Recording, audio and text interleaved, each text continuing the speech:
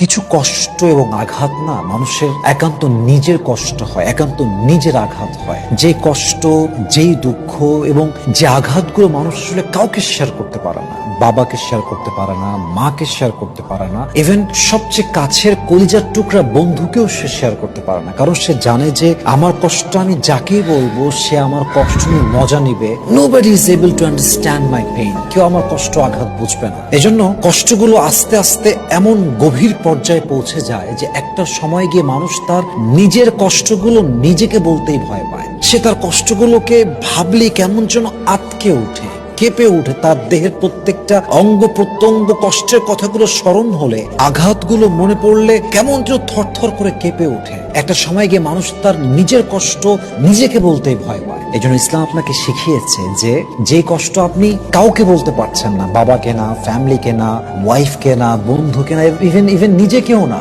আপনি সেই কষ্টগুলো সেজদায় লুটিয়ে, নিজের মাথাকে নত করে সেজদায় লুটিয়ে দিয়ে আল্লাহকে বল। আল্লাহ আপনার কষ্টের প্রাইভেসিও রাখবেন এবং অচিরে আপনার সমস্ত দুঃখ কষ্ট আল্লাহ দূর করে দিবেন ইনশাআল্লাহ।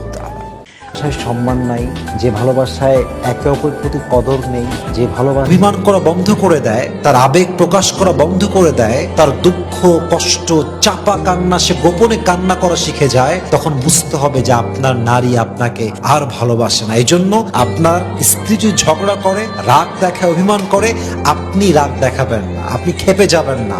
আপনার সংসার জীবনে বরকত দান করবে একজন, তিনি কে?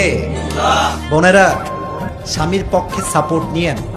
স্বামীরে বললেন যে জান আমি তোমার সাথে আছি, আপনি আজকে বলবেন আমি তোমার সাথে আছি, আপনার স্বামী মৃত্যু পর্যন্ত আপনাকে তালাক দিবে না, আজীবন আপনার হয়ে সে থেকে যাবে, ঠিক কিনা বলেন?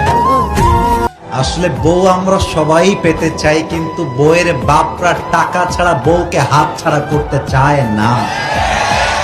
আপনি বিয়ে করতে গেলেই আগে দেখবে আপনার কাছে সরকারি চাকরি আছে কিনা, আপনি বিয়ে করতে গেলেই দেখবে আপনার টাকা ইনকাম মাসিক কত। আজকালকার বাবারা টাকা দেখলে চরিত্র পরোয়া করে না, বুইড়া টাকলার সঙ্গে মেয়ের বিয়ে দিয়ে দেয়।